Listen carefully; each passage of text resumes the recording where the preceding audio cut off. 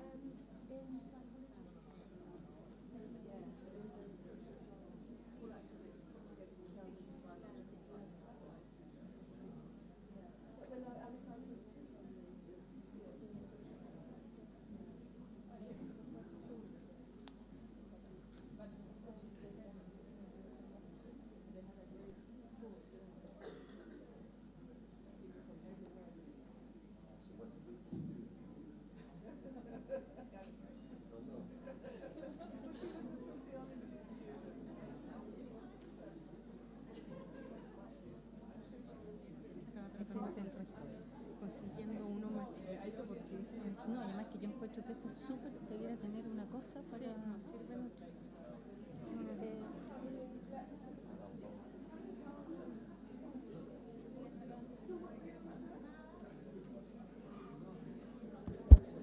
Muy buenos días a todos. Quisiera pedirles, por favor, Good morning to que tomen everyone. asiento I'd para like to ask poder you to take a inaugurar seat to este simposio inaugurate this conjunto symposium. del Programa de Ética y Políticas Públicas de Reproducción Humana, la Cátedra de Globalización y Democracia de la Universidad Diego Portales y el Centro de Estudios de la Familia de la Universidad de Cambridge.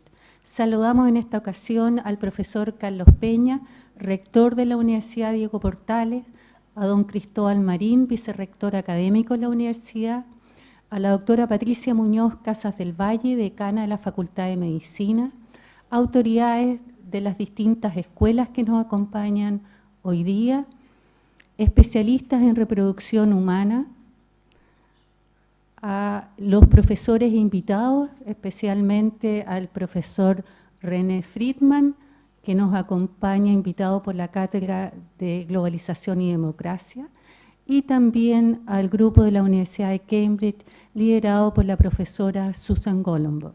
Como verán del programa que ustedes tienen, en la mañana hoy día tendremos conferencias magistrales, y el día de mañana, que hemos llamado un workshop o un taller, es esencialmente presentaciones de 15 minutos en que destacados especialistas nos darán una puesta al día de los resultados de sus investigaciones.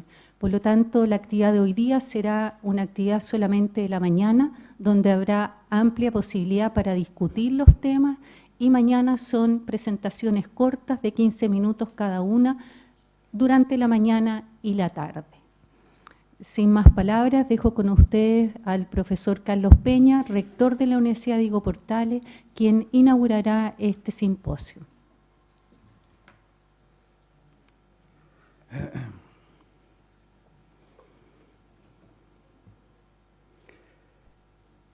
Profesor Fernando Segers, director del Programa de Reproducción Humana de la Universidad Diego Portales. Profesor Ernesto Tone, director de la Cátedra de Globalización.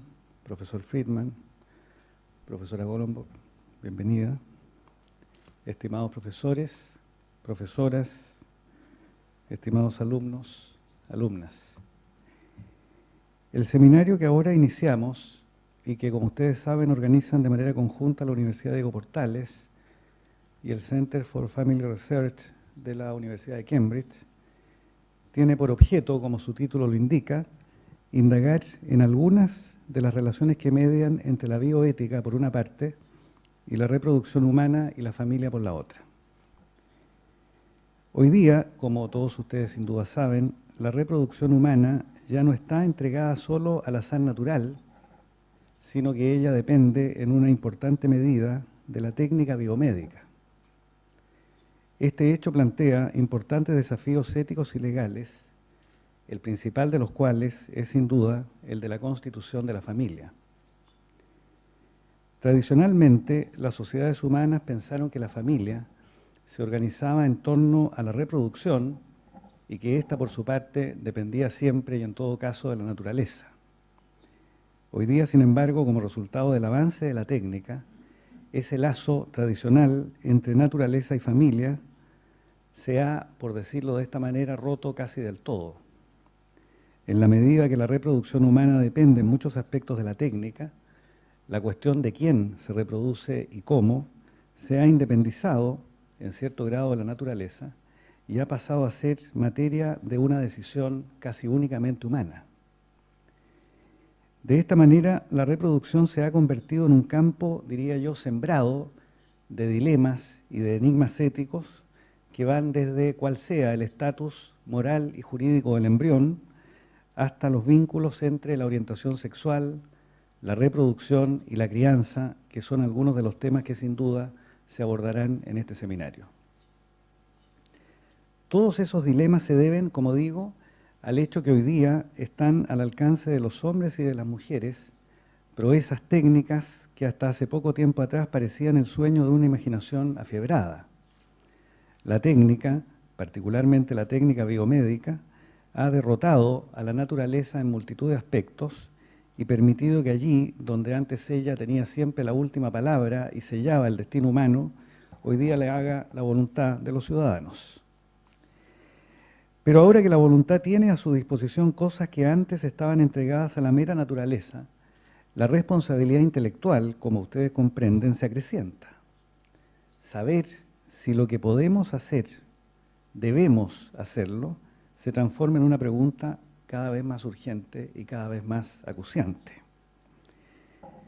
Desde muy antiguo, como ustedes sin duda saben, desde sus mismos orígenes, para ser más preciso, la ética ha consistido justamente en reflexionar si acaso lo que tenemos a la mano, las posibilidades que están a nuestro alcance, deben o no ser realizadas. Pensar éticamente en cualquier ámbito del quehacer humano equivale a detenerse en ese momento que media entre el impulso y la acción para saber si lo que podemos hacer, aquello que está a nuestro alcance realizar, lo que en una palabra nos brinda la técnica, debe o no ser ejecutado.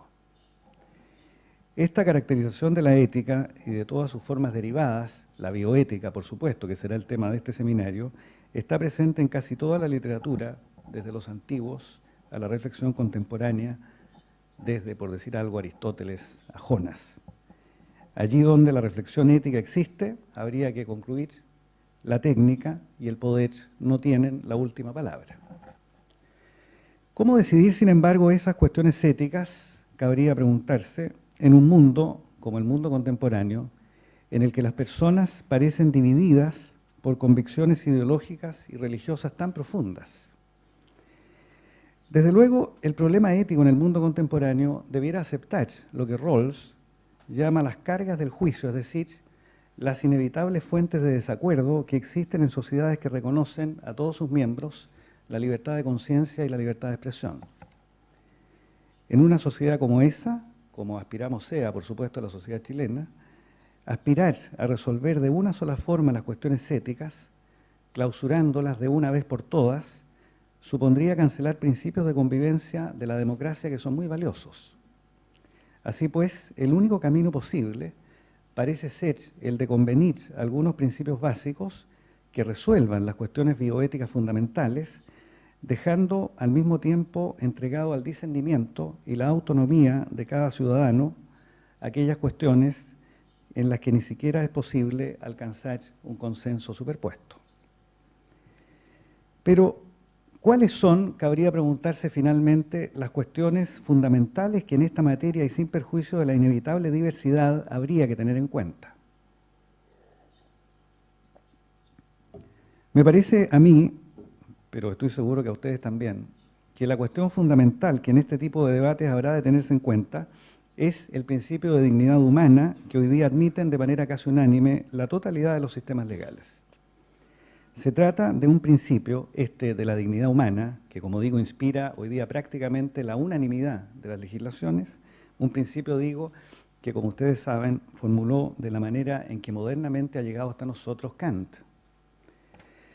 Siguiendo la tradición estoica, en especial, y ustedes sin duda lo recuerdan, una de las cartas morales que Séneca dirigió a Lucilio, Kant utiliza la palabra dignidad, virde, como un término técnico para aludir a aquello que tiene valor en sí mismo y no por referencia o relación a alguna otra cosa.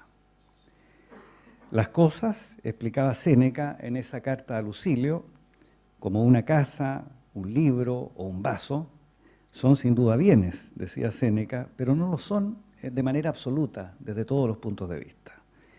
Ellos pueden poseer, decía Séneca, precio, pero carecen de dignidad, puesto que son sustituibles. El mismo argumento es reiterado siglos después por Kant, tanto en la fundamentación para la metafísica de las costumbres como en la metafísica de las costumbres, cuando enseña que los seres humanos son los únicos entes que equivalen a fines en sí mismos. Esta idea de dignidad, como todos ustedes saben, se reitera hoy día en múltiples textos constitucionales y declaraciones de derechos e inspira muchas de las soluciones que deben ser alcanzadas cuando se enfrentan dilemas éticos como consecuencia de las posibilidades casi ilimitadas que brinda hoy día la técnica médica. Con apoyo en esa idea de dignidad humana, por ejemplo, suele ponerse límites a la creación de la vida mediante, por ejemplo, la clonación, como sin duda explicará luego el profesor Friedman en este seminario. Si se permitiera poner la identidad de un ser humano a disposición de la voluntad de otro ser humano, se le asemejaría a una cosa y se suprimiría casi del todo la condición de sujeto único e insustituible que reclama para él la tradición que, según acabamos de ver, viene de los estoicos y llega a nosotros a través de Kant. Pero como todos ustedes saben, no es solo la idea de dignidad humana la que nos orienta en la resolución de los dilemas éticos. También se encuentra la idea de autonomía, otra idea kantiana, dicho sea de paso, conforme a la cual los seres humanos somos seres capaces de trazar planes de vida genuinos, idiosincrásicos, y adoptar decisiones a la luz de ese plan. En otras palabras, el principio de autonomía enseña que los seres humanos somos entes que nos autogobernamos y que en una amplia gama de asuntos, por ejemplo, el de la reproducción humana, de la que nos ocuparemos en este seminario, tenemos pleno derecho a adoptar decisiones que atingen a cada uno de nosotros, aunque esas decisiones hieran o lesionen el punto de vista de otros seres humanos. Es probable que sea esta idea de autonomía la que permita resolver varios de los dilemas asociados al uso de técnicas de reproducción asistida, como sin duda lo vamos a discutir esta mañana. No son, sin embargo, las cuestiones anteriores, me parece a mí, las más acuciantes en el debate ético acerca de las ciencias biomédicas. Hace 15 años atrás, Peter Sloterdijk sostuvo que el humanismo y la biotecnología, nada menos, eran cosas más o menos parecidas, puesto que ambas, decía Sloterdijk, tanto el humanismo como las ciencias biomédicas, constituyen un esfuerzo deliberado por mejorar eugenésicamente a los hombres. El humanismo, explica Sloterdijk, creyó que se podía mejorar a los hombres acercándolos a las letras y a la reflexión racional. Pero la experiencia muestra, dijo Sloterdijk, que ese camino evidentemente fracasó. Quizá el futuro, sugiere entonces Sloterdijk, esté en la biotecnología, que podrá, con mayores probabilidades de éxito que las letras, sin ninguna duda, emprender la mejora eugenésica que el humanismo alguna vez intentó. Las palabras de Sloterdijk causaron, por supuesto, un gigantesco revuelo y dieron lugar a una muy conocida respuesta de Habermas, quien dijo que no cabía cifrar esperanzas eugenésicas en la biotecnología, porque si se admitiera el diseño de los seres humanos, algo que claro está hoy día al alcance de la mano, suprimiríamos, concluyó Habermas, una de las fuentes de la dignidad humana sobre las que reposa nada menos que la democracia. No es este, por supuesto, el momento de examinar más de cerca ese debate, que sin embargo pone, me parece a mí, de manifiesto, una dimensión de las técnicas biomédicas que suele escapársenos, pero que podríamos subrayar a la hora de inaugurar este seminario. Esas técnicas, las que ustedes practican, claro, al igual que la educación y las humanidades, forman parte del esfuerzo sin fin por hacer del destino humano algo mejor de lo que es. Muchísimas gracias.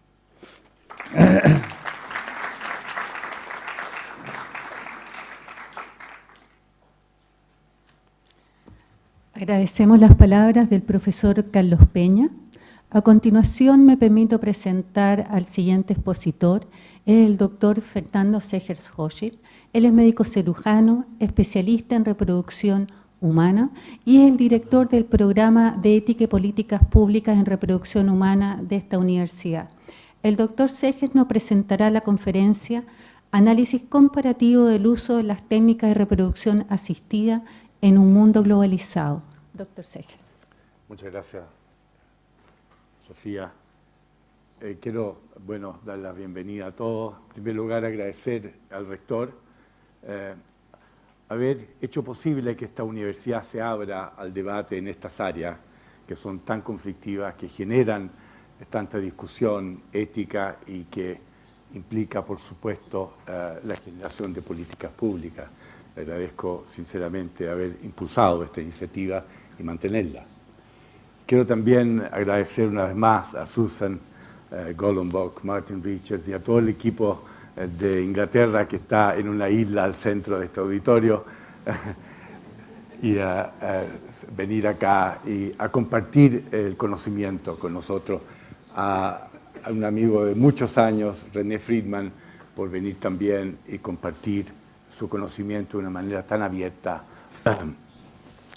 Pero antes de empezar, quiero hacer un pequeño reconocimiento al profesor Robert Edwards, que murió este año. Robert Edwards es el padre de la fertilización in vitro. A él se debe el nacimiento de 5 millones de personas hoy en día en el mundo. Y él fue el que empezó todo esto en el año 78. Es el científico, a mi gusto, más interesante, más aventurero, más públicamente abierto que yo he tenido el privilegio de conocer. Tuvimos una amistad que se inició en el año 1983 en un lugar, si funcionara esto sería genial, en un lugar en Cambridge que se llama Bourne Hall. En esa casa, chiquitita de ahí, es donde se hizo todo esto. Ahí trabajó Robert Edwards en el programa de fertilización in vitro, y aquí al lado estaban las pesebreras originalmente de esta casa, que era el alcalde de Bourne Hall, las pesebreras que fueron transformadas en laboratorio. Yo tuve la suerte de pasar una semana invitado por el profesor Edwards en 1983, y quiero contar una pequeña anécdota de una noche en que me invitó a comer al Churchill's College, donde él era Senior Fellow. Y después de bastante vino y oporto, me dijo, lo que debemos hacer, esto es en el año 83, lo que debemos hacer es tomar el embrión del 5.º día, sus células, sacar las células y reorientarlas a hacer un nuevo páncreas, un nuevo hígado y resolver de una vez por todas la diabetes y las enfermedades de naturaleza. Esto fue el año 83, 20 años antes de las cosas. Y esta es la visión de un hombre que obtuvo el premio Nobel, y es por esto que obtuvo, por su gran creatividad y su gran imaginación, que no proviene nada más que de la imaginación, porque ya en el 83 llevaba 2 años trabajando en ranas, en células troncales, y en cómo reorientar células primordiales de la rana hacia otros sistemas y mantenerlas indefinidamente en cultivo. Así es que a mí me parece que vale la pena cada vez que uno hace esto y hacer posible esto, un homenaje a quien fue el que comenzó con todo esto. Este es el título de mi presentación original, como dijo Sofía Sara, pero la verdad es que después de ver la naturaleza tan diversa de conocimiento de las personas que vienen de las ciencias sociales, decidí hacer algunos cambios y me voy a concentrar fundamentalmente en reflexionar con ustedes sobre algunos fundamentos médicos para entender las terapias de reproducción asistida, porque sin eso no es posible seguir adelante este simposio.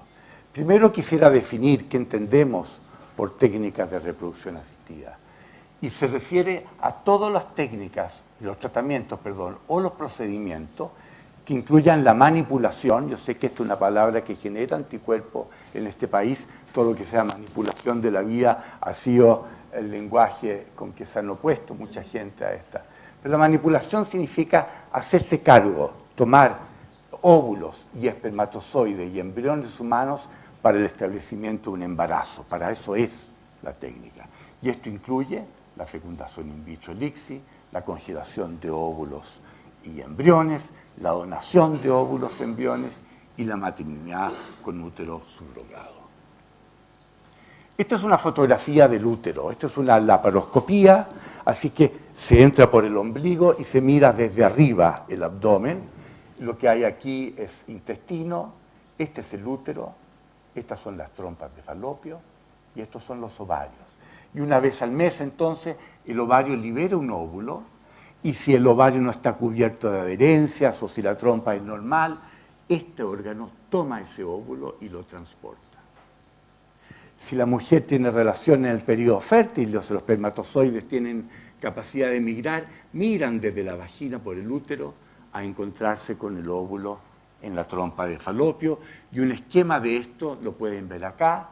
Entonces el ovario libera el óvulo, lo toma la trompa, es ahí donde ocurre la fecundación, es ahí donde inicia el desarrollo embrionario y el embrión baja a la cavidad uterina cuando tiene más o menos 8 células a una mórula, tercero, cuarto día de desarrollo. Esto significa que tanto la fecundación como nuestra existencia ocurre en este órgano los primeros 72 horas. De tal manera que si la trompa está inservible o no existe o está dañada, la fecundación no puede ocurrir. Si los espermatozoides dejados en la vagina son incapaces de llegar al sitio de fecundación, no hay embarazo. Si el espermatozoide puede llegar pero no tiene capacidad fecundante, no hay embarazo. Este es el proceso entonces que debe ser reemplazado. Si, por otra parte, los espermatozoides, hoy en día, esto desde el año 92, no tienen capacidad de entrar dentro del óvulo, hoy en día se pueden inyectar un espermatozoide dentro del óvulo, eso es lo que se llama ICSI, y con eso lograr un embarazo. Bien, una vez lograda la fecundación, y recuerdes, estos son los primeros 5 días de nuestra existencia. Una vez lograda la fecundación, estos 2 paquetitos que contienen los cromosomas aportados por el óvulo y por el espermio se funden en uno para formar un embrión. Cada célula ahora de este embrión tiene un genoma propio que ya no es la suma del masculino y femenino, sino que es un genoma jamás visto antes. La individualidad genética entonces se establece en este minuto. La individualidad ontológica mucho tiempo después. Pues bien, todo este proceso lo realiza en la trompa. Al segundo día son 4 células, al tercer día son 8, mórula y blastocisto. ¿Qué significan estos números?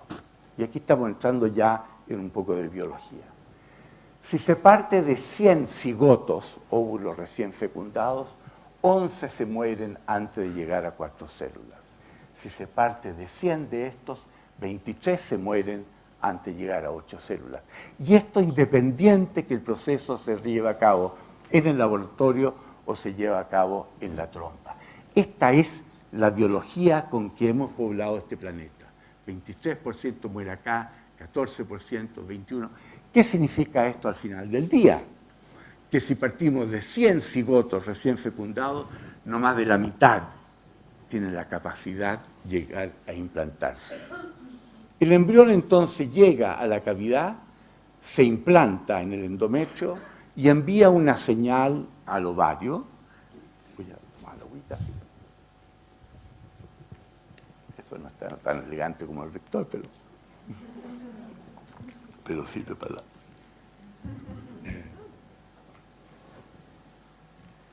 Y si el embrión entonces es normal, se implanta en el endometrio y envía una señal al ovario y le dice, aquí estoy, siga produciendo progesterona, manténgame el endometrio porque si no me muero. Y así entonces se evita la menstruación. ¿Cuál es el primer mensaje entonces de esto? Que los tratamientos de reproducción asistida tienen por objeto, en primer lugar, hacer posible que ocurra la fecundación. En segundo lugar, proveer un medio artificial para que el desarrollo embrionario pueda ocurrir fuera del cuerpo de la mujer. En tercer lugar, transferir él o los embriones de vuelta al útero para que inicien su embarazo y criopreservar o vitrificar los embriones supernumerarios si es que existen. Y todo esto puede realizarse con gametos propios de la pareja o del individuo o con gametos de otra persona, es decir, lo que llamamos reproducción heteróloga.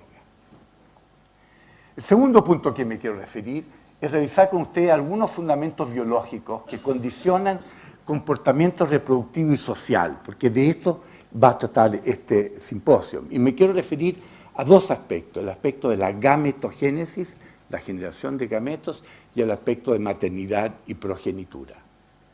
Hablemos de gametogénesis. Gametogénesis es la espermatogénesis en el hombre y la ovogénesis en la mujer. Hay dos diferencias fundamentales entre el hombre y la mujer, para mi gusto, que condicionan comportamiento social. El primero es que la mujer ovula dentro de ella misma, el proceso de la fecundación ocurre dentro de ella misma, es ella la que se embaraza, es ella la que tiene el hijo. Queda la mujer ligada a su ovulación. El hombre, sin embargo, siembra fuera de él. Y no se hace padre hasta el nacimiento. Y como dice Florencia Herrera, una investigadora de nuestro programa, todos los hombres adoptan. Y de hecho es así.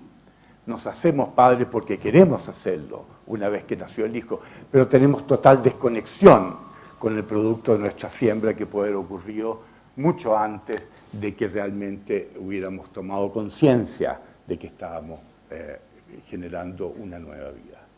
La segunda diferencia fundamental entre la mujer y el hombre es que la espermatogénesis, la generación de espermio, tiene en el testículo células madres, espermatogonias, y por lo tanto existe un programa de renovación de espermatozoides y muerte programada de acuerdo a un programa matemático conocido. Esto significa que desde muy joven hasta que nos morimos, el testículo está siempre fabricando nuevos espermatozoides y los viejos se van muriendo. Pues bien, la mujer, a diferencia de esto, nace con una cantidad fija de óvulos.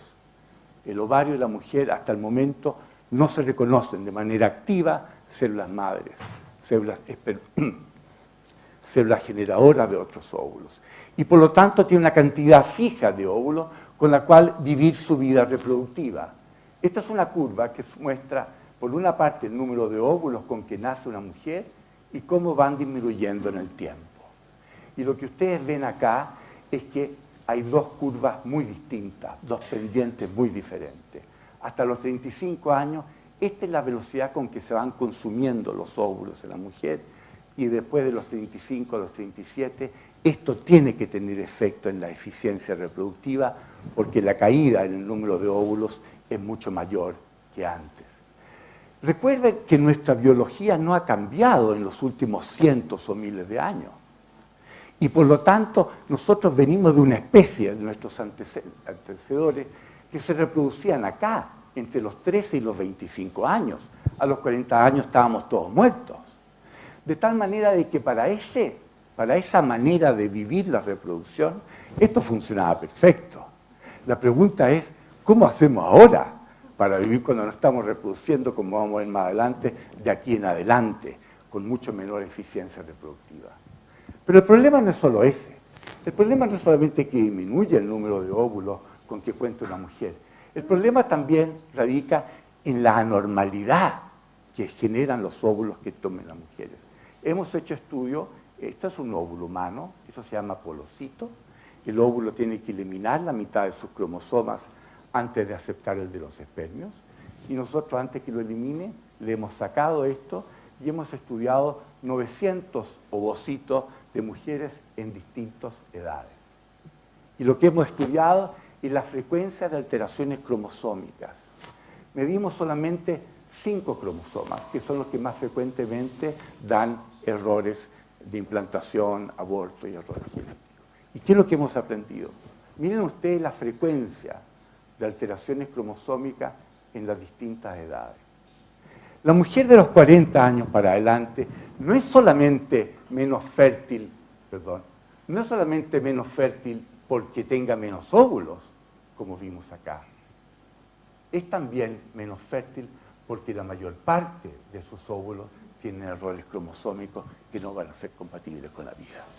Otros investigadores estudiaron todos los cromosomas de este grupo, que es el que más nos interesa, y no son 43%, sino que son 70%, 75% de los óvulos tienen al menos uno de los 46 cromosomas alterados.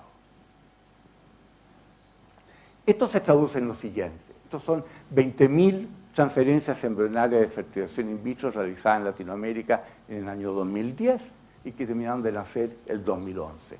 Esta es la tasa de parto y esta es la edad de la mujer.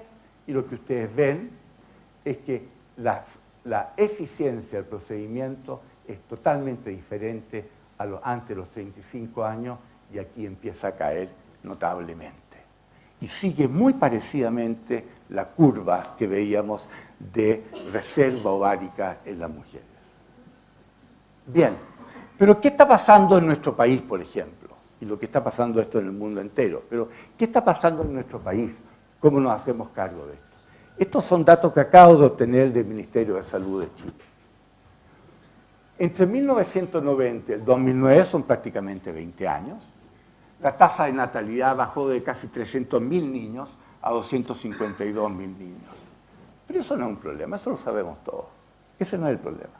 ¿Cuál es el problema? El problema es que este es el número de nacimientos por edad de la mujer. El problema es que en el rango de edades de mujeres de 20 a 34 años, la tasa de nacimientos cayó un 22.8%. Y sin embargo, los nacimientos de mujeres después de los 35 años aumentó un 27.5%. Es decir, se está retrasando. En 20 años ha cambiado completamente el patrón reproductivo de las mujeres y están esperando cada vez más a llegar a esta edad para empezar a reproducirse y empezar a tener hijos. Lo que es lamentable, no es motivo de esta presentación, es que lo único que no ha cambiado en estos 20 años es que seguimos teniendo 40.000 partos en niñitas menores de 19 años y lo que ha aumentado es el número de partos en niñitas menores de 15 años. Eso es lo más lamentable, es un motivo de otra presentación, pero para efecto de esto tenemos que hacernos cargo de este problema de alguna manera. Entonces, el segundo mensaje que quiero dar es que la biología reproductiva no ha cambiado radicalmente en los últimos miles de años y las mujeres se reproducían en ese entonces entre los 13 y los 25 años.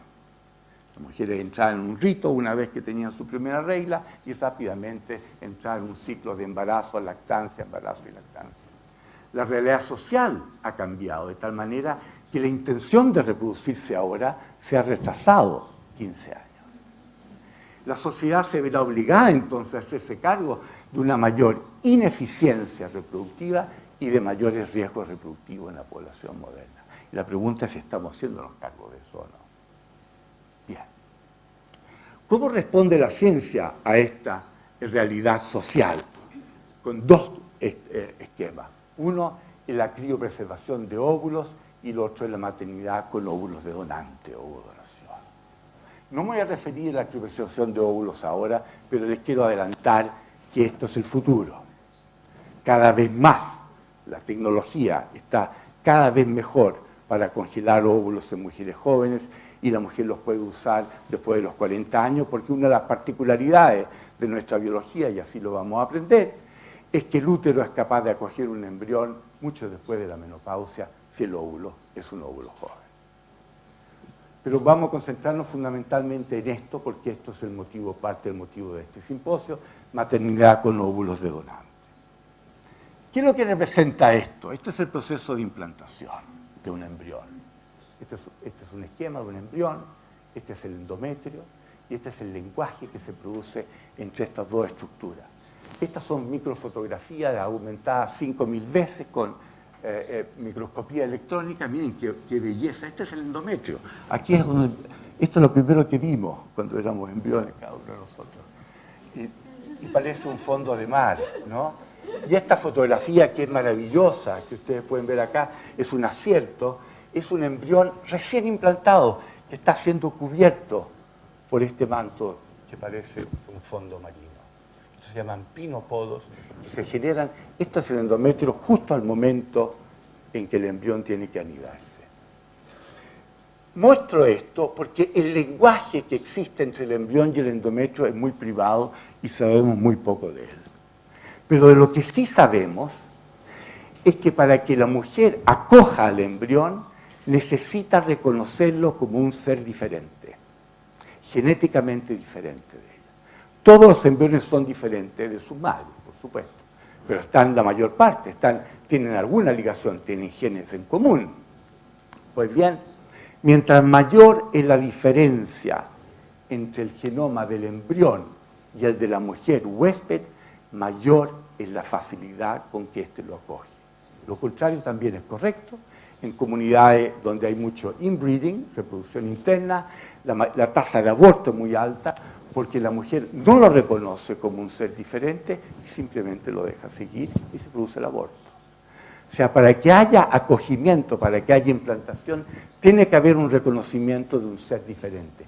Y esto es lo que posibilita entonces que el endometrio actúe como la Pachamama, acogiendo, como ustedes lo pueden ver simular ahí, acogiendo al ser diferente. Miren ustedes, nuevamente, estos son los datos del año 2010 de Latinoamérica. Estas son las tasas de parto que mostré antes con la edad de la mujer, en reproducción con los propios óvulos. Y esto en rosado son las tasas de parto de mujeres embarazadas con óvulos de donante. Y independiente de la edad, a cada rango de edad, las tasas de parto en este grupo son significativamente más altas que en la reproducción autóloga. O sea, la naturaleza es lo que está favoreciendo la diversidad. El otro elemento interesante, aquí estamos en los 40 años. Miren ustedes, estas son las receptoras de 40 años con óvulos de una mujer menor de 35 y las tasas de parto son iguales o mayores incluso que las que tenían las mujeres menores de 35 que se embarazaron con sus propios óvulos. Es decir, el útero es capaz de acoger por tiempos muy prolongados a un embrión si es que el embrión es normal. Y esto es una cosa que es difícil de entender. Es difícil de entender por qué se disocia tanto, por qué se limita el número de óvulos y el útero sigue manteniendo la capacidad de implantación. A lo mejor René Friedman puede comentar esto en su presentación. El tercer mensaje es que la reproducción sexuada favorece la diversidad de los individuos y mientras mayor la diferencia genética, entonces, entre la madre y su hijo, mayor es el nivel de aceptación. La pregunta siguiente, ¿tiene algún efecto la edad de la mujer que llevará adelante el embarazo? Y esto es un estudio muy bonito que publiqué en el año 2010, y aquí hay 75 parejas. Son mujeres que se hicieron fertilización in vitro y donaron parte de sus óvulos a otras 75 mujeres. Y estas son las 75 grupos de mujeres que se embarazaron, por supuesto, hay muchas más.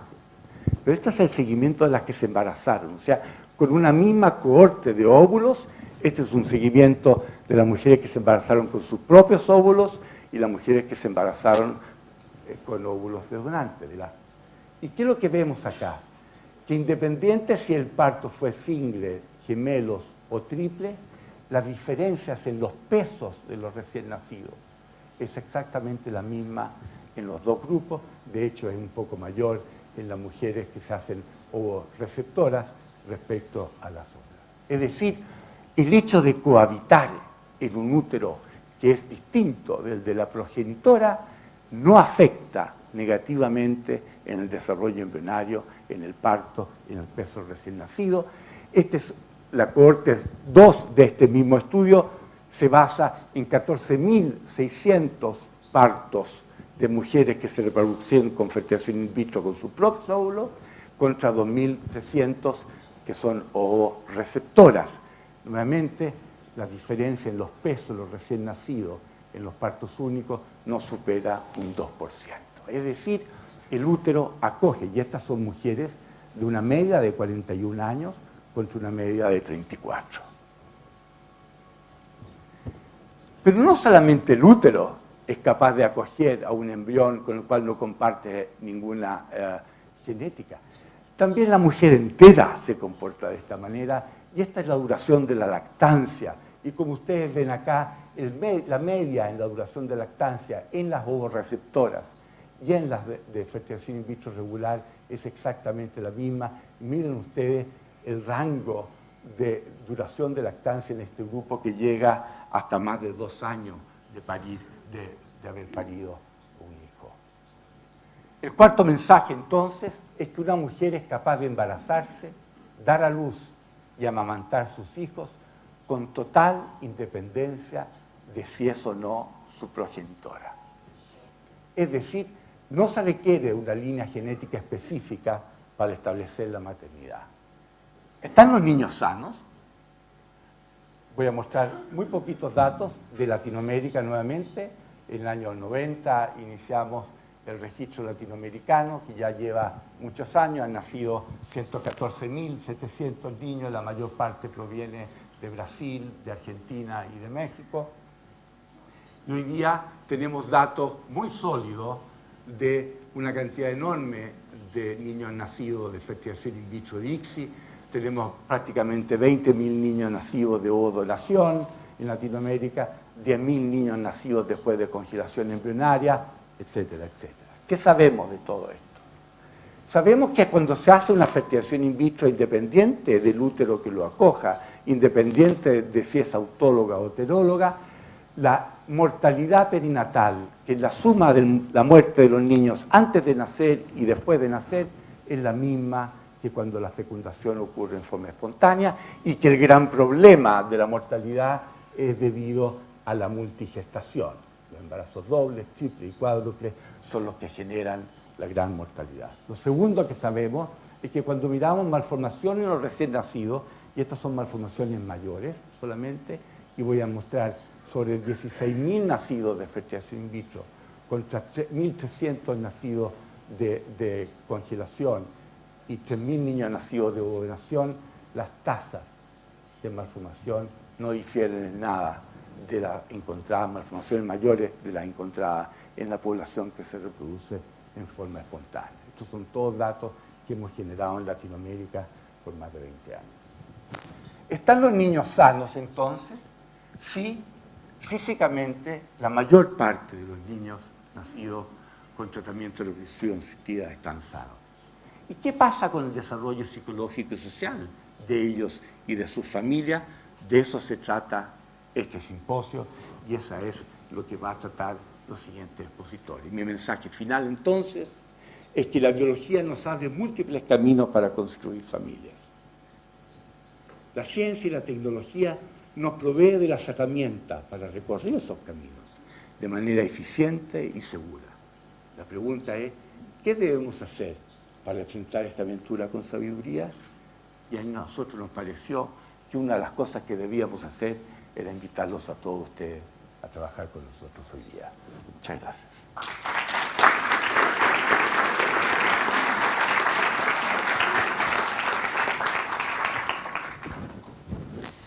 Agradecemos la presentación del profesor Segers y dejo a continuación a la profesora Susan Golombek. La profesora Golombek es profesora y directora del Centro de Estudios de la Familia de la Universidad de Cambridge, Reino Unido. Su investigación examina el impacto de las nuevas formas de hacer familia en la estructura familiar y en el desarrollo de los niños, específicamente en familias de madres lesbianas, familias de padres homosexuales, madres solas por opción y también familias creadas por técnicas de reproducción asistida, incluyendo fecundación in vitro, inseminación con donación de óvulo, donación de embriones y maternidad sustituta. Dejo con ustedes entonces a la profesora Golombek.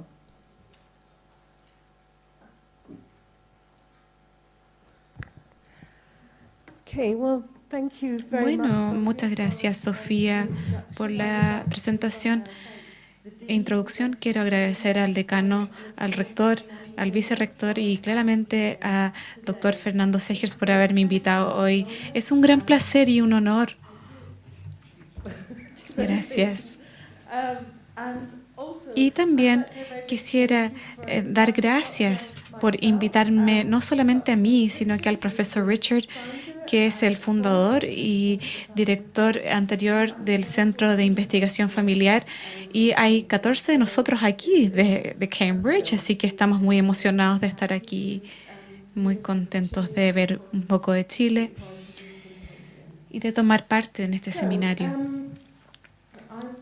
Entonces voy a ver cómo puedo usar esto primero.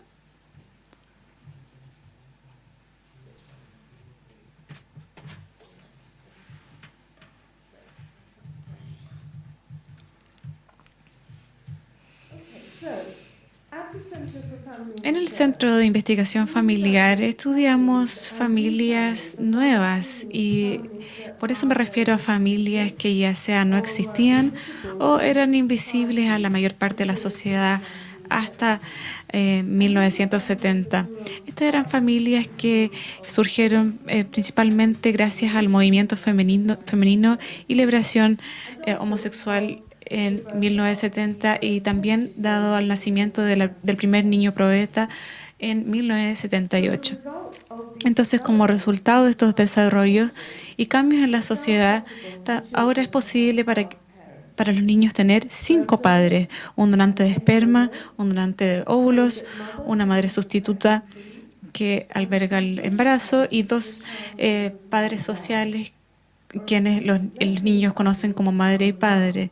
Y en el caso de las parejas lesbianas, madre y madre; en el caso de parejas homosexuales, padre y padre. Esta pregunta hace surgir algunas preguntas interesantes, las cuales nos preguntamos en el centro. ¿Cómo los niños que nacen a través de este método, el método de sustitución, se sienten con respecto a su madre sustituta? ¿Los niños necesitan padre, necesitan madre? ¿Los niños de padres lesbianas o gays se vuelven lesbianas o gay ellos mismos? ¿Y los niños se les debería decir que su madre o padre no es su padre genético? También estamos interesados en el efecto de crear estas nuevas estructuras familiares con respecto al bienestar psicológico de los niños. Y principalmente somos psicólogos, sociólogos y antropólogos y provenimos de una disciplina donde en el pasado la estructura familiar ideal en términos del desarrollo del niño se creía como ser compuesta de 2 padres heterosexuales que estaban genéticamente relacionados con el niño. Pero estudiar estas nuevas familias creadas por la reproducción nos permite mirar el rol de la estructura familiar y distintos tipos de familias con respecto al desarrollo infantil. Y para dirigirnos a preguntas con respecto a la importancia de, por ejemplo, si un niño tiene 2 padres, si el padre está presente, si los padres están genéticamente relacionados al niño y así sucesivamente. Así que en esta presentación de hoy quisiera, en primer lugar, mirar algunas de las preocupaciones con respecto a la reproducción asistida. Luego quisiera contarles sobre nuestra investigación y lo que hemos aprendido de ella. Y por último, mirar qué es lo que nos dice esa investigación con respecto a lo que importa más en relación a las relaciones de familiares con respecto al bienestar psicológico. Para el propósito de esta charla he organizado diferentes tipos de reproducción asistida en estas 4 categorías. Sé que no son mutuamente excluyentes, pero lo he hecho así porque cada una hace surgir preocupaciones específicas. Primero que nada, familias de alta tecnología, y en este caso los niños están genéticamente relacionados a tanto su padre como su madre. Luego tenemos la donación de gametos, que involucra la inseminación por donante, la donación de óvulos y embriones, y maternidad sustituta, que puede ser gestacional, donde el óvulo y esperma vienen de padres sociales que crían el niño, y genética, donde el óvulo proviene de la madre que tiene el embarazo. Y por último, familias no tradicionales, por ejemplo, madres lesbianas, padres gay y padres solteros por elección. Ahora, ¿cuáles son las preocupaciones respecto a estas familias? Con respecto a las familias high-tech o alta tecnología, el primero puede ser que los padres pueden ser muy sobreprotectores de los niños que han querido y han intentado por muchos años fecundar. Como resultado, pueden no ser solamente sobreprotectores, sino que tener expectativas irrealistas de sus niños y de sí mismos como padres. Así que pueden establecerse estándares demasiado altos para cumplir. La donación de gametos hace surgir más preocupaciones. Primero, en la literatura clínica y psicológica se ha discutido que el padre no genético puede no aceptar plenamente al niño como suyo. En general, la literatura ha hablado de padres de familias de inseminación que se sienten más distantes de sus niños versus los que están relacionados biológicamente. Uno de los asuntos más controversiales tiene que ver con la mantención del secreto sobre los orígenes del niño. En el Reino Unido y en otras partes del mundo, los niños pueden ver, los niños que han sido nacidos a través de donaciones, no son conscientes de esto. También hay preocupaciones sobre cómo se sentirán los niños por haber sido concebidos de esta forma. Y otro asunto que se ha vuelto más prominente es la donación intrafamiliar. Entonces, cuando los óvulos o espermas se donan por un miembro de la familia, por ejemplo, una hermana de la madre que dona su óvulo para que entonces en realidad la tía social del niño es su madre genética. ¿Y qué problemas agrega eso a las relaciones familiares? La maternidad sustituta es probablemente lo más controversial y que se ha pensado que produce otro nivel de posibles dificultades. Se ha pensado que tal vez la madre sería no sería capaz de vincularse apropiadamente con el niño porque no ha experimentado un embarazo. También es bastante común en el Reino Unido, Australia y en otros países para la madre sustituta permanecer en contacto con la familia a medida que el niño se cría. Esto sucede frecuentemente, pero no sabemos realmente si esto es bueno o malo. Posiblemente el involucramiento de la madre sustituta puede menoscabar la relación de la madre con el hijo, particularmente si la madre sustituta es también la madre genética. La maternidad sustituta también atrae bastante desaprobación del mundo social, y no como otras formas de reproducción asistida, como donación de óvulos o espermio. No es posible mantener los secretos sobre esto. Entonces los padres siempre tienen que explicar la llegada de un niño y esto se acuerda unánimemente con alegría y apoyo. Y finalmente la pregunta principal con respecto a cómo se sentirán los niños cuando descubran que fueron fecundados por otra mujer con la intención de darlos a otros padres. Y particularmente, como sucede en algunos países, especialmente en los Estados Unidos, donde grandes sumas de dinero se intercambian para que nazca el bebé. Así que para abordar algunos de estos asuntos hemos estado llevando a cabo un número de estudios longitudinales en el Centro de Investigación Familiar. El primero, el estudio europeo involucrado y el primer cohorte de bebés IVF, bebés que nacieron a mediados de 1980.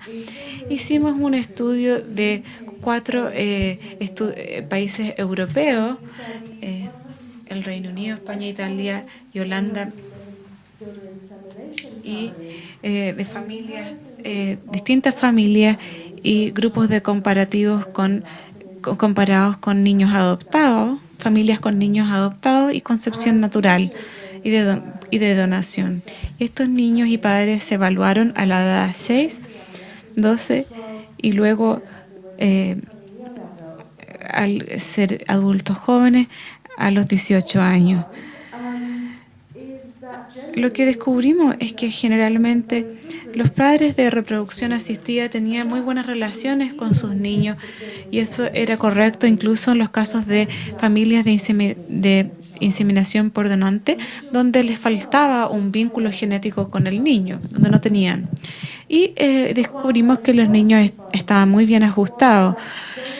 Pero un hallazgo sorprendente es que esos concebidos por inseminación por donante no estaban conscientes de que su padre no era su padre genético, así que descubrimos en este primer estudio que al menos de 10% de los niños para la edad de 18 habían sido contados, se les habían informado que habían sido concebidos por donante.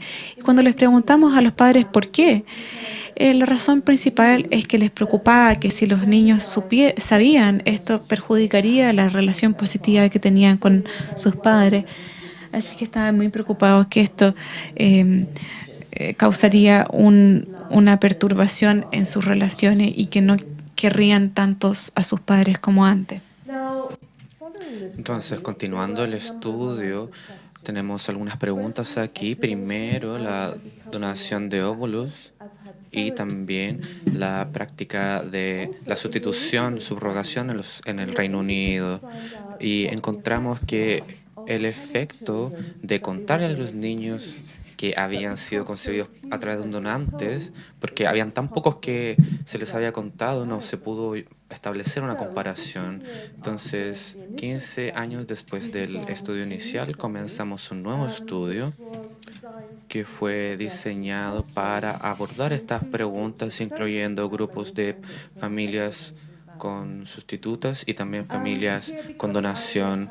Vemos familias con FBI, que también eran un poco problemáticas, las estudiamos de nuevo y nos focalizamos en familias con reproducción por donación, con donación de óvulo o esperma a través de la sustitución, en donde otra mujer facilitaba su útero para poder tener un niño. Tuvimos muestras de familias específicas, 51 familias con donación de óvulos y un grupo de comparación con 80 familias con concepción natural. Y hasta el momento hemos visto que estas familias se evaluaron las familias cuando los niños tenían 1, 2, 3, 7 y 10 años. Entonces es donde estamos actualmente con este estudio. Y me gustaría hablar un poco sobre nuestras conclusiones. Me encantaría darles más detalles si están interesados en esto y si tenemos tiempo. Entonces, a pesar del cambio de actitud y la apertura frente a esto, encontramos bajos niveles de revelación en los niños que nacieron en 2000. Y también encontramos más niños, más padres con la voluntad de contar esto a sus niños. Entonces, cuando los niños tenían 1 año, 56% de los padres con donación de óvulo y 46% de los padres con inseminación con donante y 100% de los padres con sustitución estaban con la intención de contarles sus orígenes genéticos a los niños. Pero a los 7 años, solamente 39% de los padres por donación de óvulo y 29% de los padres por inseminación con donante, y en realidad ni siquiera la cantidad de los padres por sustitución lo habían hecho. Y prácticamente no hay diferencia entre los 7 y los 8 años. Entonces todavía podemos ir a un punto de mayor sinceridad al respecto, pero tenemos esta situación de una baja proporción de honestidad y sinceridad de los padres. Tenemos acá la calidad de la paternidad, el desarrollo de los niños en los años preescolares. Hay una relación positiva entre padre e hijo y las familias con reproducción asistida tienen los mejores índices de aceptación y los niños tienen un muy buen comportamiento. Lo mismo sucede en la mediana infancia y hubo algunos signos de pequeñas dificultades en los padres que todavía no habían confesado el origen a su niño, pero me gustaría enfatizar que esto no eran familias disfuncionales, sino que había una diferencia estadística entre la interacción de los padres y en la observación que hicimos en la interacción entre estos padres y sus niños. Entonces hay pequeñas diferencias en esta etapa de la mediana infancia con las familias que no habían revelado el origen a sus niños. Y también muy interesante, niveles levemente mayores de ajuste de los niños en aquellos que habían tenido madre sustituta a los 7 años. Claramente esto después disminuyó a los 10 años, pero esto es muy interesante porque encontramos lo mismo que encontramos con colegas que estudian adopciones internacionales en las mismas edades y parecen declinar a los 10 años y parece que los niños de esta edad, si son adoptados, tienen que lidiar con problemas de identidad porque se ven diferentes a sus padres, entonces tienen que lidiar con esto antes y probablemente con los niños con madres sustitutas también tienen que manejar una presencia ausente en su vida, pero estos son ensayos clínicos, pero hay índices un poco mayores a los otros niños. Lo fundamental es qué sucede en la adolescencia cuando el niño se preocupa de su identidad, de las relaciones con sus padres se vuelven más difíciles y esperamos que estos niños que se acercan a los 14 años, poder verlos nuevamente ese próximo año y encontrar cuáles son los resultados en la mediana adolescencia. La donación intrafamiliar, algunas familias nuestras tuvieron este proceso y lo que es interesante es que estas familias mantenían el secreto sobre la donación del óvulo desde una hermana o de otra mujer y había una preocupación de que los niños pudieran notar un parecido con sus primos. Sí, que eran sus medios hermanos, entonces había una preocupación de que este secreto se expusiera. Pero otras preocupaciones entre estas familias, entre TRA y por donación, es que no aparecieron en nuestras investigaciones. Otro asunto en lo que nos hemos interesado es cómo los niños se sienten sobre sus orígenes genéticos, sobre el donante, sobre los hermanos del donante, que son medios hermanos, puesto que vinieron del mismo donante, pero que están en una familia diferente. En el Reino Unido tuvimos un cambio en la ley que las personas que fueron nacidas a partir de donación pueden saber sobre sus orígenes a la edad de 18 años y lo que sucedió es cuando buscan sobre su padre o madre original y queremos saber qué sucede cuando entran en contacto. Sabemos que este estudio en el Reino Unido se trabaja mucho con el registro de los hermanos de donantes y hay una posibilidad para que la descendencia pueda buscar a sus parientes. Y también hay muchos estudiosos, investigadores que trabajan en esto y hay 46,000 miembros que están registrados y que ven la página web y estas mismas personas están registradas de verdad ahí. Y actualmente más de 9,000 personas se han encontrado. Más de 9,000 personas han encontrado gente relacionada con su donación. También tenemos 791 padres, 165 descendientes entre 13 y 61 años. Me gustaría resumir un poco lo que encontramos y Probablemente muchas de las personas acá que vinieron de Cambridge están involucrados en este estudio y hablarán con más detalles sobre lo que encontramos mañana, y ahora voy a hablar un poco de manera general sobre lo que hemos encontrado y mañana tendrán mayores detalles. Algo que fue muy claro de esta investigación es que la edad en la que los niños descubrieron cómo habían sido concebidos es bastante distinto.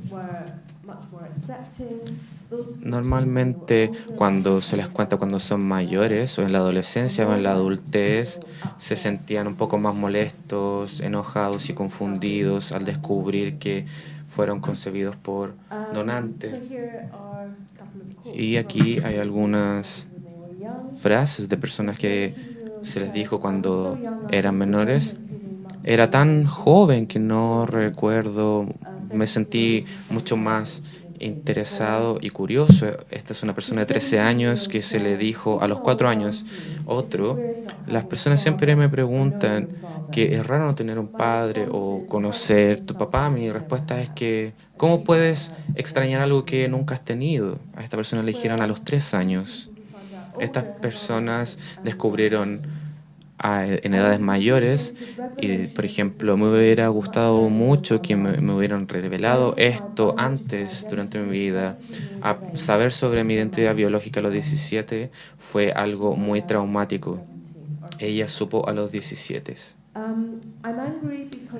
Estoy molesto porque pregunté sobre si había sido adoptado muchas veces y en realidad me sentí engañado. Yo lo sabía y esta persona lo supo a los 50.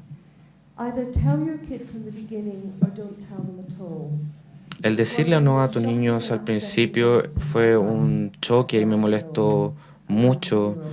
Me sentí solo y esta persona supo a los 12. En nuestro estudio, las personas concebidas con donante, nos dimos cuenta de que los niños tenían un promedio de 5 hermanos, algunos tenían más de 10 y el número mayor que encontramos acá era de 55. Sí, veo que se le aumentaron un poco las luces, me asusté un poquito, pero para mencionarles que hay 55 medios hermanos que probablemente tú no tenías idea que existían, y parece un número bastante menor porque los grupos de hermanos puede elevarse hasta 100 en el Reino Unido. Y esto es algo que debería decirles que no sucede en el Reino Unido porque tenemos una regulación de los niños que pueden nacer de un donante, y este no es el caso en los Estados Unidos.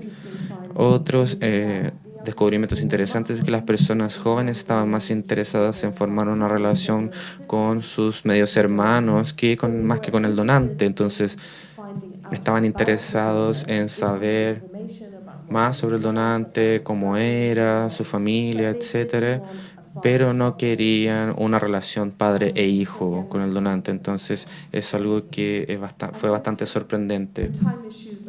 Por el tiempo, voy a pasar rápidamente con las otras diapositivas. Sí, voy a pasar rápidamente. Lo que fue interesante es que las preocupaciones de estas familias es que encontraban normalmente un lazo bastante cercano porque hubo niños que nacieron del mismo donante. Entonces hubo acá en nuestro estudio que una madre dijo que me sentía muy maternal hacia el hermano y la hermana y el hermano de mi hijo. Cambió mi concepto de familia y sé que genéticamente yo no tengo relación con ellos, pero son mi familia, son parte de mí y son el mundo. Para mí otra madre dijo, no, sentimos una unión inmediatamente. Las mamás y los niños nos consideramos una familia y nos mantenemos en contacto. Serán parte de nuestras vidas para siempre. Y otra madre decía, no podría amar a este niño, el medio hermano del donante, más que si fuera mi hijo biológico. Y de cualquier manera siento que es mi hija. Y lo que hemos encontrado fue bastante sorprendente para nosotros porque apareció un nuevo fenómeno en donde las relaciones familiares entre familias por la conexión genética entre los niños.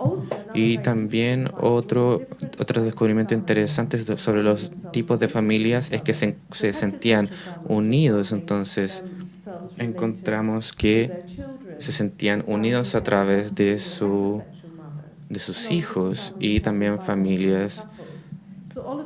Sucede lo mismo en las familias formadas por lesbianas y los niños se sentían relacionados. Otra cosa también muy nueva. Entonces, nuestras conclusiones de este estudio es que es muy importante para ellos encontrar la relación con los donantes y claramente no sabemos qué tan típico es, pero también tenemos un grupo de personas que buscan. Entonces, no sabemos si es una minoría o si una gran proporción de personas concebidas con donante. Entonces, claramente esto parece importante. Otro que no sabemos es cómo estas relaciones evolucionan a lo largo del tiempo y lo iremos a estudiar más tarde en el Reino Unido. Me gustaría hablar un poco sobre las familias no tradicionales y primero las familias de lesbianas. Ha habido dos preocupaciones principales con este tipo de familias. Por ejemplo, en la década de 70, las madres lesbianas pelearon mucho por la custodia luego del divorcio y al principio se argumentó que los niños los iban a molestar, iban a ser molestados por sus pares y que iban a desarrollar problemas psicológicos como resultado de esto. Y lo segundo es que se pensaba que los niños van a mostrar un desarrollo de género atípico, entonces los niños iban a ser menos masculinos y las niñas menos femeninas que sus pares de hogares heterosexuales. Entonces este problema de la orientación sexual por estos niños que que estaban siendo criados por familias homosexuales. Y claramente se pensaba que estos niños iban a convertirse en gays y que iban a tener problemas y claramente que podría originar que las madres lesbianas podrían perder su custodia sobre estos niños. Esto es una investigación en la que hemos estado durante muchos años y los estudios iniciales encontraron que los niños en familias lesbianas no eran diferentes de otros niños como resultado de su ambiente familiar no tradicional. Entonces, claramente no estaban en un riesgo de problemas psicológicos o dificultades con relaciones con sus pares y también no habían diferencias en la identidad de género o comportamiento en su papel de género para niños o niñas. Otras investigaciones siguieron niños desde la adolescencia hasta la adultez y vieron grupos específicos y también estudios de niños nacidos en madres lesbianas con donación de inseminación. Ahora, estos estudios han sido bastante consistentes para mostrar que los niños que nacen de madres lesbianas no son diferentes a los niños de familias heterosexuales en términos de aspectos claves de desarrollo. Ahora, los padres gay se han vuelto un fenómeno mucho más reciente. Siempre han habido padres gay, pero la mayoría de los hombres gay que tenían niños los tenían en el contexto del matrimonio y luego si entraban en relaciones gay se dejaban el matrimonio y los niños seguían viviendo con sus madres. Así que hasta hace poco los padres gay han comenzado a criar niños en una familia de padres gay y esto ha surgido en un número distinto de formas. Algunos hombres gay tienen hijos con madres lesbianas y comparten la paternidad. Algunos hombres gay adoptan hijos y se ha vuelto más común en el Reino Unido, en Estados Unidos también. Y algunos hombres gays se están volviendo padres a través de la reproducción asistida, a través de la donación de óvulos. Y estos niños viven en ambientes familiares inusuales, dado que tienen dos padres. Y también tienen dos madres, pero estas madres no se involucran en criarlos, así que tienen una madre sustituta que los concibió y luego tienen una madre distinta que es su madre genética, que no vive en la casa familiar. Y esa es la forma más atípica familiar que hemos estado estudiando, y actualmente estamos llevando a cabo un estudio en los Estados Unidos y en Nueva York, porque hay más padres gays que crían en niños así en Nueva York que en Inglaterra. Y creo que se va a hablar más de eso mañana. Este es uno de nuestros últimos estudios y muy interesante. Las preocupaciones son que, así como ser no tradicionales en otra forma, en términos de orientación sexual, los padres gays ciertamente son hombres que agrega otra dimensión al tema de ellos como padres. Frecuentemente se discute que la combinación de ser hombre y gay podría ser especialmente problemática para los niños. De hecho, hemos llevado a cabo un estudio en el Reino Unido de 41 familias de padres adoptivas y las comparamos con 41 familias de padres adoptivas lesbianas, madres adoptivas lesbianas.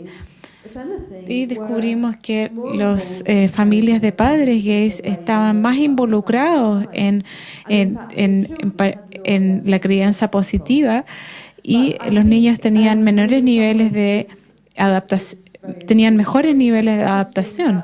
Y esto es muy reconfortante, pero también tenemos que entender nuestros hallazgos y que es posible que la idea de la paternidad gay es tan controversial que las agencias de adopción fueron bastante estrictas para filtrar a los padres, viéndolos como potenciales superpadres, más estrictas que la adopción por madres lesbianas o solteras.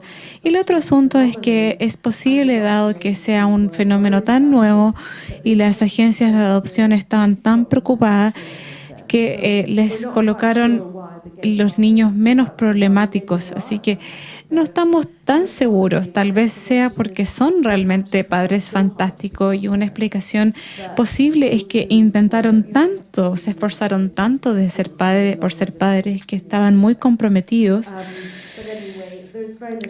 y en este proceso. De cualquier forma, hay muy poca investigación. Hay otro estudio de control en los Estados Unidos que muestra resultados, pero hay poca investigación con respecto a las familias de solo padre versus las familias de madres lesbianas. Y finalmente, el último tipo familiar es de madres solteras por elección, y estos son de mujeres. Fernando hablaba de la edad promedio que aumenta y que mujeres postergan tener hijos hasta los 30, los 40. Muchas usan la donación de óvulos para hacerlo. Así que esto ha abierto posibilidades para madres solteras que quieren tener hijos, que no tienen pareja y que sienten que se está acabando el tiempo para tener hijos, y dada la reducción de fertilidad, particularmente si no quieren recibir una donación de óvulos, no tenían el compañero correcto en el momento. Y esto es algo que está en aumento en el Reino Unido. Madres solteras teniendo hijos por donación, por inseminación en clínicas de fertilidad. En términos de estas madres solteras, se ha investigado niños de madres divorciadas que reducen el nivel de dificultad de padres solteros, pero estas dificultades están relacionadas a factores como conflicto matrimonial, depresión materna, factores económicos y etcétera. Y estos factores de riesgo no están presentes en la típica madre soltera por elección, la cual es generalmente segura económicamente, profesional, que quiere tener un hijo. Así que no podemos extrapolar de otros estudios de madres solteras a madres solteras por elección. La característica distintiva de estas madres solteras por elección es que los niños no saben quiénes son sus padres biológicos. Los niños en otros tipos de familia sí al menos saben historias sobre sus padres, que existió o hay al menos alguna narrativa de la madre con respecto a su padre. Con estas madres solteras por elección, el padre es un donante anónimo y el niño no puede saber hasta los 18 quién es. Y esta puede ser una dificultad para esta familia. Estamos comenzando estudios de esta familia con mis compañeras que están aquí, que hablarán de estos estudios mañana. Así que para resumir, ¿qué podemos aprender del desarrollo infantil a partir del estudio de diferentes familias de reproducción asistida? Lo que nos dicen estos estudios es que nos permiten mirar la importancia relativa de la estructura familiar en comparación con procesos intrafamiliares en términos de la calidad de las relaciones. Y lo que podemos concluir es que los aspectos estructurales de las familias, tales como número de padres, género de padres, orientación sexual de ellos, o si el niño tiene una relación genética con ellos, importa menos para los niños que la calidad de las relaciones familiares. Pero en mis últimas 2 diapositivas quiero enfatizar la importancia del ambiente social en donde viven los niños, porque aun cuando los niños pueden tener relaciones positivas en su familia, ciertamente viven en un mundo social más amplio y los prejuicios que pueden encontrar pueden tener un efecto negativo sobre ellos a pesar de las relaciones positivas dentro de la familia. Así que quisiera terminar con 2 citas de los estudios de niños que han participado en estudios más tempranos de madres lesbianas. Esta niña dijo: cuando yo tenía 13, mi amiga descubrió sobre mi madre. No se me permitía ir a su casa ya. Su madre y padre me prohibieron acercarme a él. Y eso me dolió porque ella había sido mi mejor amiga por mucho tiempo. Yo la perdí. Y luego, ciertamente hubo una reacción en cadena. Todos descubrieron: no te acerques a ella, ella va a ser igual que su mamá. Y yo perdí muchas amigas por eso. Pero positivamente las actitudes sociales cambian. Y aquí hubo una cita final de una de las personas de nuestros estudios tempranos que tenía 5 y luego lo vimos nuevamente cuando tenía 23 y por ese entonces estaban en la escuela de arte. Dijo: la escuela era una pesadilla realmente porque se me molestaba tanto, se me metían cigarrillos por atrás en mi cuello y se me tiraban zapatos, se me cortaba el pelo y ese tipo de cosas. Decían a todos: tu madre es lesbiana. Lo hacían para reírse, pero por el último año las personas pensaban que era gracioso, que era cool, que era choro. Decían: fantástico, tu madre es lesbiana, fantástico, y era casi respetado para el fin de año. Así que aunque mi mamá fuera una lesbiana, estaba bien. I'd like to thank por su excelente presentación. A continuación tenemos algunos minutos para preguntas, y es que quiero pedirle al doctor Segers y a la profesora Golombok que me acompañen a la testera. Para los que pregunten, quiero pedirles que por favor se identifiquen brevemente de qué mundo vienen, sociología, medicina, biología, y que hagan preguntas relacionadas específicamente con las presentaciones. Al finalizar la mañana vamos a tener amplio espacio para discutir en forma general todas las ponencias.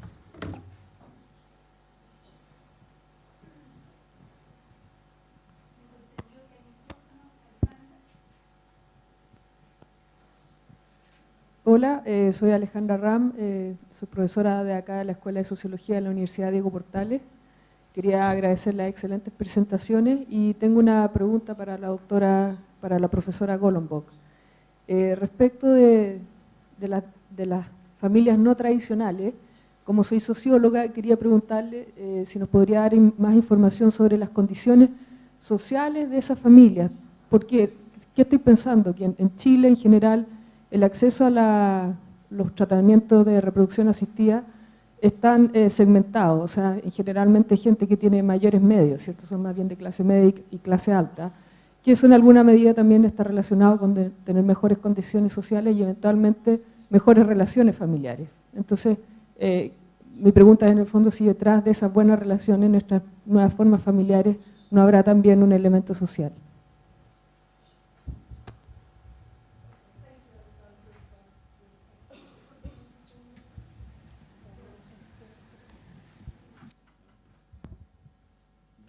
Hello? Oh, that's better. Thank you. Thank you, Alessandra, for your question. Hola, gracias Alessandra por tu pregunta. To some extent, Hasta cierto punto sí, porque aquellos que tienen inseminación por donante tienen que pagar por tratamiento y a veces lo que sucede es que termina no solo siendo inseminación por donante, sino que varios tratamientos relacionados a la fertilización in vitro y en algunos casos activación. Así que eso obviamente pone restricciones en parejas o mujeres que tienen una situación financiera menos segura. Por otro lado, madres lesbianas, hay más familias de madres lesbianas en el Reino Unido que tienen hijos a través de distintos medios. Algunas pueden encontrar un donante fuera de una clínica y hacerlo de esa forma que implica menos costo. Algunos tienen niños en contextos de relaciones heterosexuales y luego se van a una familia de madres lesbianas. Otras adoptan, que es gratuito en el Reino Unido. Así que diferentes caminos a esto en el Reino Unido y además de la inseminación por donante en la clínica que no cuestan dinero o tanto dinero.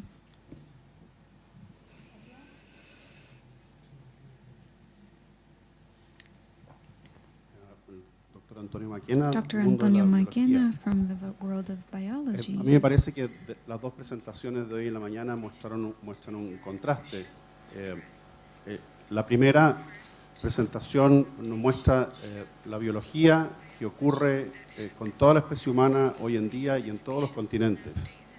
Y la segunda, actitudes sociales respecto a las formas de hacer familia, que ciertamente son diferentes en los diferentes continentes y en las diferentes sociedades.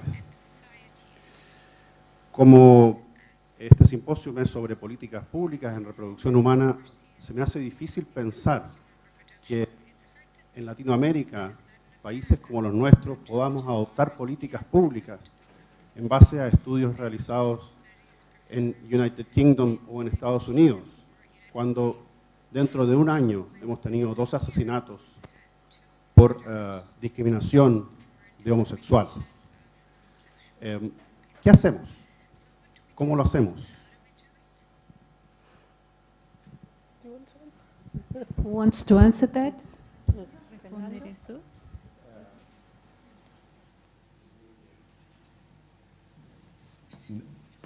De la primera parte, Of the first part, Antonio, tienes mucha razón que es difícil extrapolar estudios hechos en el Reino Unido o estudios colaborativos europeos a nuestra realidad en Chile o en Latinoamérica. Dentro de Latinoamérica las realidades son diametralmente distintas. Sabemos la realidad actual en Uruguay, en Argentina, es completamente distinta a la chilena, en Salvador o Costa Rica. Así es que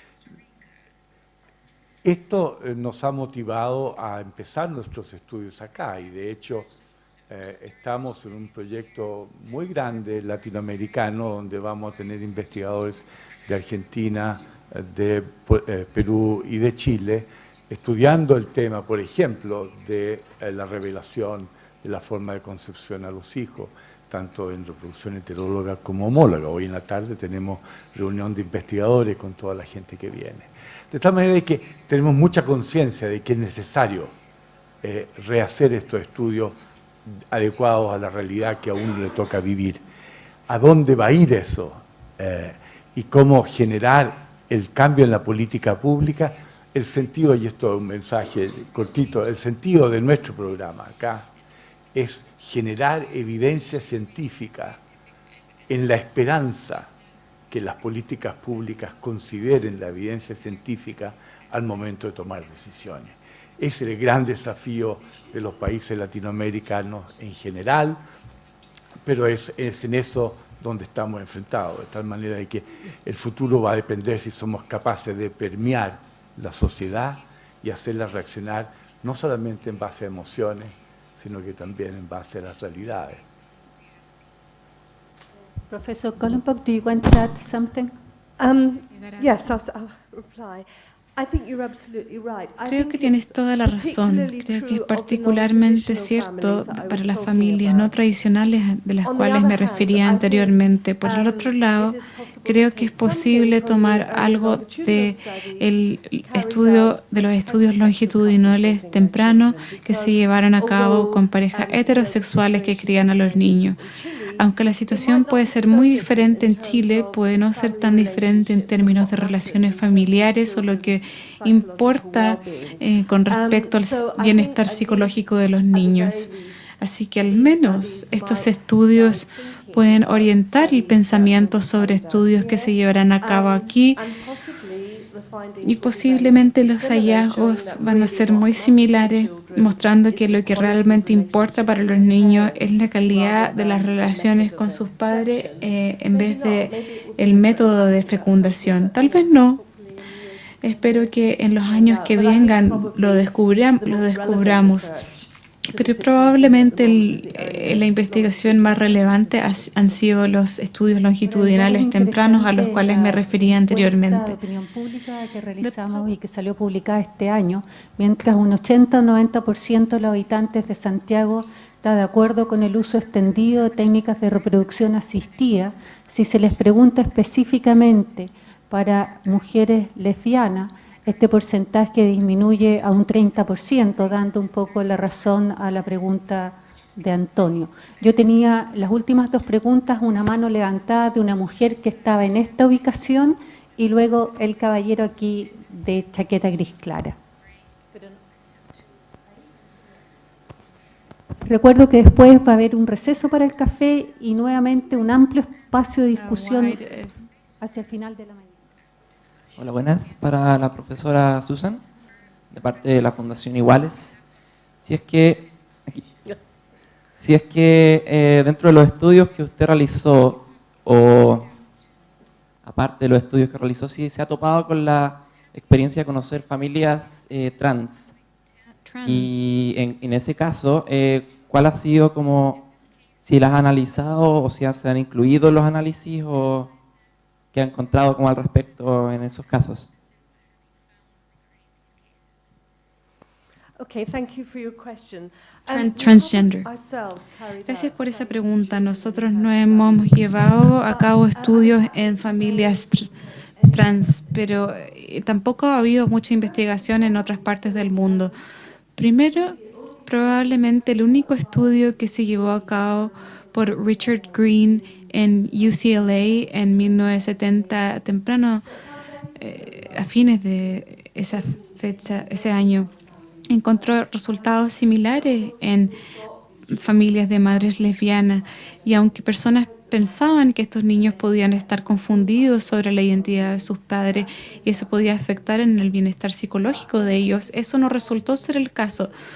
Pero han habido muy pocos estudios porque es una investigación difícil de hacer y hay todo tipo de preguntas sobre, por ejemplo, a qué punto se estudian los niños, en qué punto antes de la cirugía, después de la cirugía, etcétera.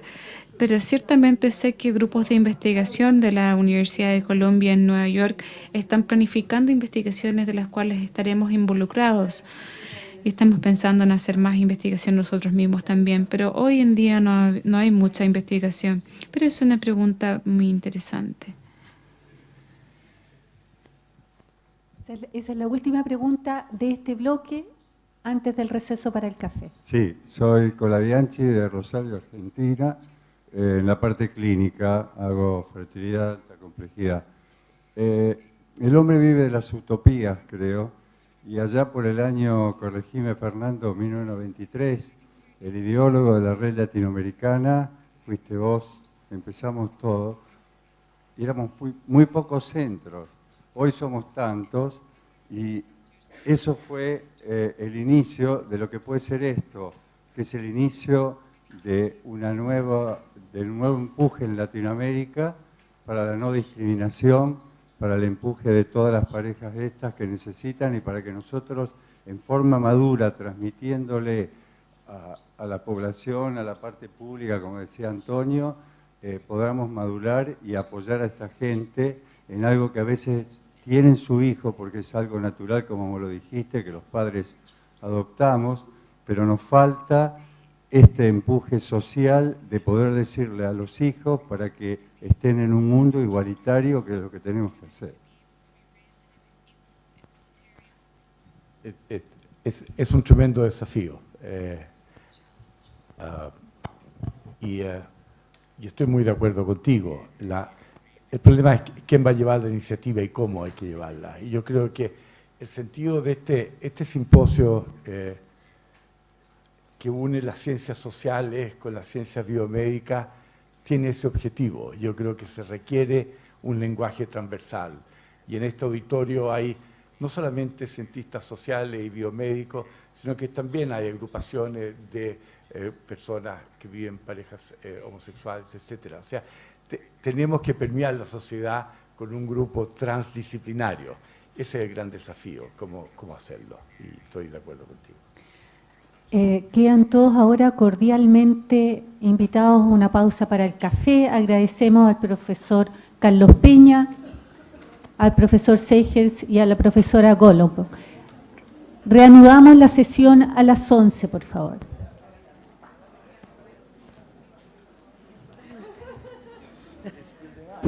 Hello, lovely to meet you. I'm not sure if